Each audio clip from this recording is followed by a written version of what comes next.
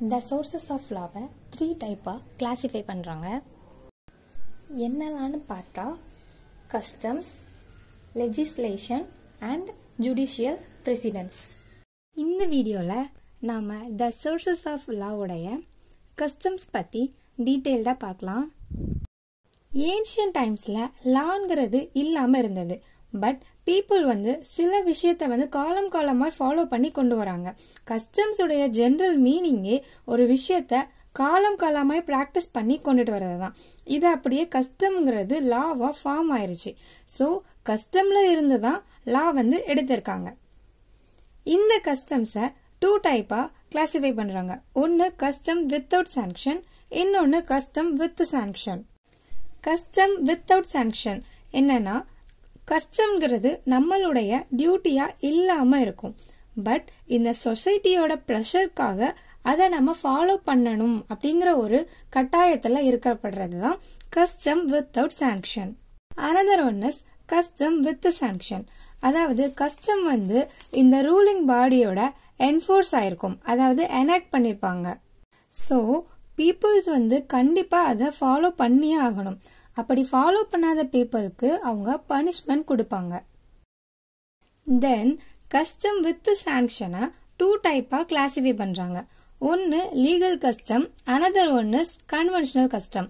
Legal custom அப்படின்னு பார்க்கல, people ஒரு ரூலை கண்டிப்பா ஃபாலோ பண்ணியே ஆகணும், பண்ணாதவங்களுக்கு பனிஷ் பண்ணப்படுவாங்கிறது. பட் இந்த லீகல் கஸ்டம் ரெண்டு டைப்பா அகெயின் கிளாசிஃபை பண்றாங்க. ஒன்னு local custom, another one is general custom. Local custom பொறுத்த அளவுல ஒரு சில பர்டிகுலர் விஷயத்த மட்டும் ஒரு சில ஏரியால இருக்க பர்சன்ஸ் ஃபாலோ பண்ற மாதிரி இருக்கும். ஆனா ஜெனரல் கஸ்டம் பொறுத்த அளவுல ஜெனரலா அந்த பிளேஸ்ல உள்ள எல்லா பீப்புளுமே ஃபாலோ பண்ற மாதிரி இருக்கும். தென் கன்வென்ஷனல் கஸ்டம்.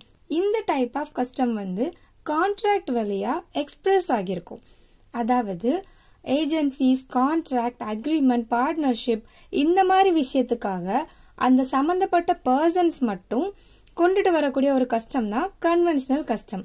இது லீகலி பைண்ட் ஆயிருக்கணும். தென் அவேர்னஸ் ஆஃப் கன்வென்ஷன், அதாவது அக்ரிமெண்ட் பத்தி அந்த அக்ரிமெண்ட் போட்டிருக்க அந்த ரெண்டு பார்ட்டிஸ்க்கும் ஃபுல்லா தெரிஞ்சு இதை போட்டிருக்கணும். இதுல எந்த ஒரு ஆல்டர்னேஷனும் இருக்காது. பட் முக்கியமான விஷயம், ரீசனபிள் திங்ஸ்க்காக மட்டுமே இந்த கஸ்டம் அவங்க கிரியேட் பண்ணிருக்கணும். தென் வேலிட் கஸ்டம்ஸ் பத்தி பார்க்கலாம். ஒரு கஸ்டம்ஸ் எப்ப வேலிடா கிரியேட் ஆகுது, வேலிடா தெரியப்படுதுங்கிறத பார்த்தா ஃபர்ஸ்ட் ஆன்டிக்விட்டி, அதாவது ஏன்ஷியன்ட் டைம்ல இருக்க பீப்புள்ஸ் எல்லாரும் அதை கண்டிப்பா ஃபாலோ பண்ணியிருந்திருக்கணும். தென் சர்டனிட்டி, அவங்க போடுற அந்த கஸ்டம்ஸ்ங்கிறது கிளியரா இருக்கணும், எந்த ஒரு கன்ஃபியூசனும் இல்லாம இருக்கணும். அப்புறம் ரீசனபிள் திங்ஸ்க்காக மட்டுமே அந்த கஸ்டம் போடப்பட்டிருக்கணும்.